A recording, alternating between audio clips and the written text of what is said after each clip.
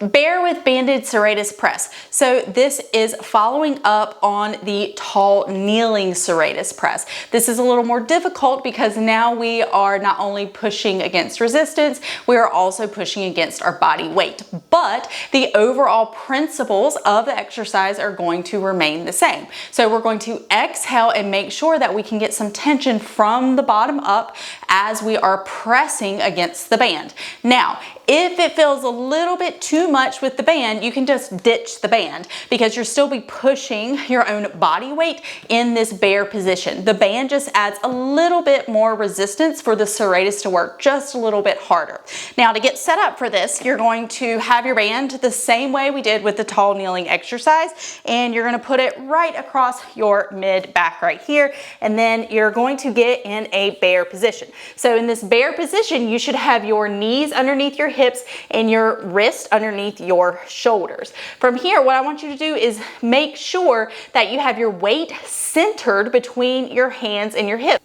A lot of times we'll tend to rock and shift our weight back in this bear position, and I want to make sure that your center of gravity is pretty even between your hands and your knees. Now, from here, check in with your pelvis.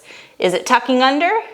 Is it twerking up? You need to find the neutral in between those two, okay? So neutral means you do have a slight amount of curve in your low back. Neutral does not mean that your back is completely flat. Okay.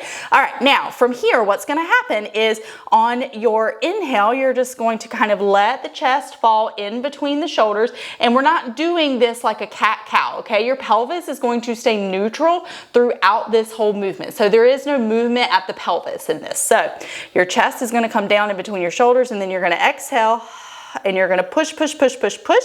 And I want you to really try and find that deep core on that exhale as well.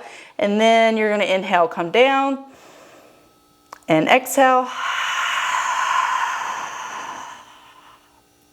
Couple of things to watch out for is, number one, you're going to want to probably kind of dip your head.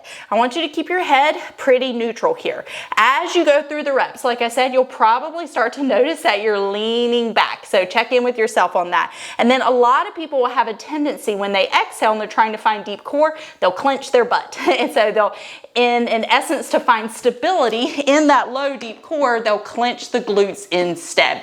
So make sure that you're kind of paying attention to all of those little pieces. Again, this exercise is very, very much about connection and awareness. This should not feel like physically the hardest thing you've ever done, but mentally it may feel kind of frustrating, and that's okay.